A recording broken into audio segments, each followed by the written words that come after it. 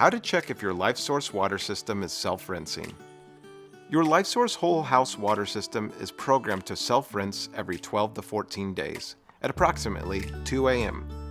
To check if the system is rinsing, we recommend using this helpful trick we call the cotton ball test. Step 1. Place a cotton ball into the end of your rinse line. Step 2. The next time your system is programmed to rinse, check to see if the cotton ball is still in place the following morning. If the cotton ball has been pushed onto the ground, then you know your system is rinsing properly. If the cotton ball is still in place, then your system did not rinse as scheduled. This test only works if your system's rinse line is directed to an outdoor location. This does not work if your rinse line is directed into a drain. If your system is not self-rinsing, our expert service team is here to help. To make a service appointment, visit lifesourcewater.com or call 800-334-5009.